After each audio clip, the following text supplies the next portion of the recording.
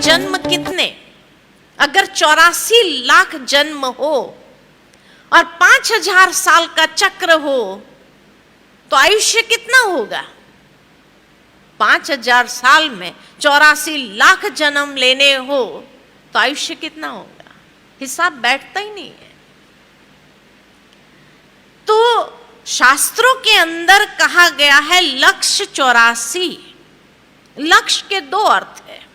एक अर्थ लक्ष्य माना लाख और दूसरा लक्ष्य माना ध्यान, ध्यान देना। कहते हैं लक्ष्य से, लक्ष्य में रखते हुए काम करना, ध्यान में रखते हुए काम करना। यानी हर जन्म जो हम जन्म में जो कर्म फाइनलाइज करते हैं उसको ध्यान में रख करके करना। और इसीलिए सिर्फ 84 जन्म अगर कहे, लक्ष्य 84, सिर्फ 84 जन्म, अगर सिर्फ 84 जन्म कहे तो हिसाब देना पड़े कि हमने 84 जन्म कैसे लिए, जो हिसाब आज की दुनिया में किसी के पास नहीं है। इसीलिए भगवान आकर के उस हिसाब को हमें स्पष्ट करता है कि हमारे कितने जन्म, 84 जन्म मैक्सिमम, मिनिमम 1 जन्म, लेकिन वो जन्म भी हम कैसे चारों युग में, सतयुग, त्रेता युग, द्वापर युग, कलयुग में प्राप्त करते हैं। तो आज अगर देखा जाए कि एवरेज लाइफ स्पैन मनुष्य का कितना है, क्या कहेंगे? Average life span 60 to 70, right? 60 to 70। अच्छा, हमारे जो पूर्वज हो गए उनके एवरेज लाइफ स्पैन कितनी थी? 80-90 तक, राइट? उनके जो पूर्वज थे उनकी एवरेज लाइफ स्पैन कितनी थी? 90-100 के आसपास जीते थे। अच्छा, उनके जो पूर्वज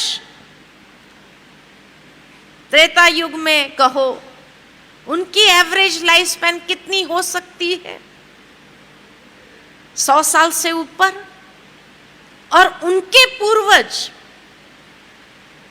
सतयुग के अंदर उनकी लाइफ स्पैन कितनी हो सकती है? फुल लाइफ स्पैन होगी 150 साल के आसपास, है ना? अगर एक ही सवाल मैं आप सबसे पूछूं कि इतनी मेडिकल एडवांसमेंट के बाद भी आयुष्य कम क्यों होती गई? हमारे पूर्वज अगर 80-90-100 तक जीते थे, उस समय इतनी मेडिकल फैसिलिटीज नहीं थी, इतनी एडवांस टेक्नोलॉजी नहीं थी, फिर भी उनकी आयुष्य ज्यादा थी। और आज इतनी मेडिकल फैसिलिटी के बाद भी आयुष्य कम क्यों हो रही है? क्या जवाब है आपके पास? स्ट्रेस? और क्या पहले के लोगों को स्ट्रेस नहीं होता था? नहीं होता था। अच्छा, तो स्ट्रेस एक कारण है। और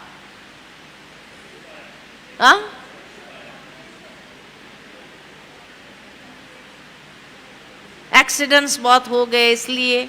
और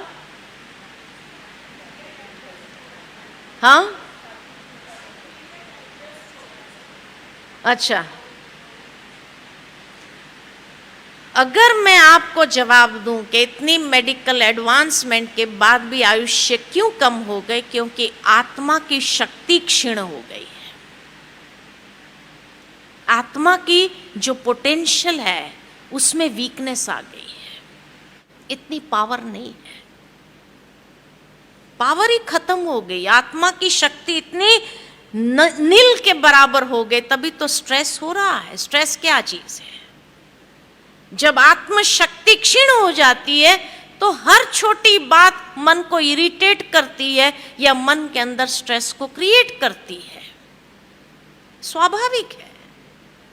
पहले के लोगों में इतनी सहन शक्ति थी कि छोटी छोटी बातों को वो निग्लेक्ट करके आगे बढ़ जाते। तो इसीलिए जो सतयुग और त्रेता युग के देवी देवता थे उनकी आयुष्य बहुत लंबी थी, 125 150 साल की आयुष्य थी, क्योंकि आत्मा इतनी संपूर्ण थी।